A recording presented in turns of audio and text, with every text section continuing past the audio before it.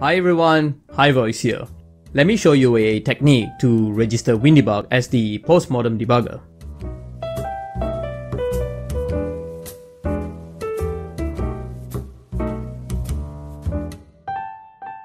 A postmortem debugger is a debugger that is activated when an application crashes.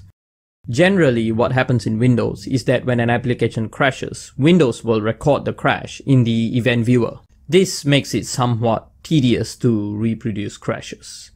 If a postmortem debugger is registered, then it would be simpler to capture the debugging information. Let me trigger such an exception using a sample program that I've written. The source code for the application has been uploaded to GitHub. It's basically just an application that can generate an unhandled exception when I click the exception button. There's nothing too fancy about this application. It's just a native 32-bit application. But the important thing is that it can generate a crash in Windows. The link to the source code is in the description below. When I click the exception button, the application will crash and disappear from view. I can view the crash in Event Viewer. What I do is I go to the Application tab and I just scroll down until I see Application Error. And these records are generated from the crash program. I can get some basic information here, like the faulting module name, the offset. If you have symbols, you can actually search for the offset. And I can get the links to where the module path is. But we can certainly get much more information if we use WinDBG as the postmortem debugger. WinDBG can be registered to become the application to run when an executable crashes. The technique to register WinDBG is to run WinDBG in an administrator command prompt with the -i flag. Let me just type it out really quick.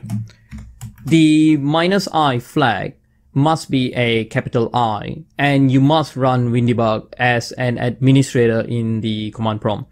The reasons for that is that WinDBG needs the permission to write into the Windows registry. Let me do that right now. And what you'll see on the screen is that WinDBG will actually launch with a message saying that the debugger was successfully installed as the postmortem debugger. Let me just close WinDBG really quick. So once this is done, this is how WinDBG gets activated when a program crashes. Let me trigger an unhandled exception using my test application. When I click the exception button, WinDBG will start. At this point, WinDBG has launched and attached the process, and all the symbols have already been loaded. At this point, I can start debugging. But what I'm going to do is I'm going to write a mini dump to disk using the dump command, and I'm going to save the dump to be debugged later.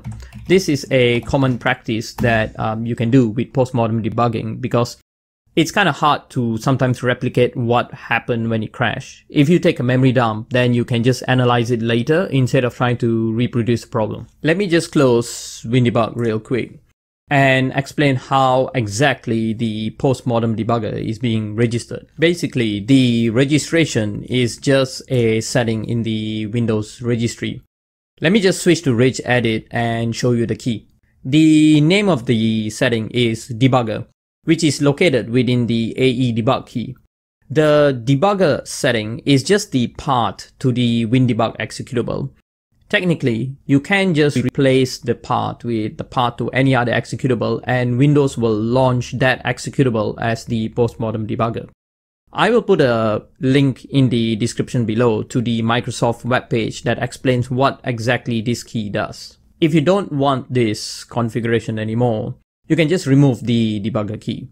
Windows will revert back to recording the crash in the event viewer. Now, a word of caution, if you do delete the key from the Windows registry, be very careful that you don't delete other keys. Windows can get damaged if you delete the wrong key.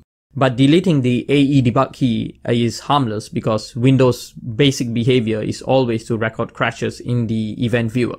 If you want to exclude a particular executable from the postmortem debugger, just enter the name of the executable into the auto exclusion list.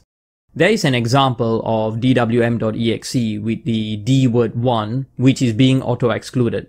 You can put any executable you want in this list, and that executable will not trigger the postmortem debugger if it crashes. And that's pretty much it. A simple technique to set WinDBG as the postmortem debugger. Let me know in the comments below if you have used this technique before. It's really a simple technique that saves a lot of time. I use it all the time. Nearly every computer that I use, I always remember to register WinDBG as the postmortem debugger because I really don't want to go back and try to reproduce every single crash that I see. It's really simple. WinDBG starts, I take the memory dump. Very simple technique, saves you a lot of time. Anyway, let's end the video right here. If you like this video, give me a like, subscribe and hit that bell icon to be notified of new videos. Anyway, I am High Voice, signing out.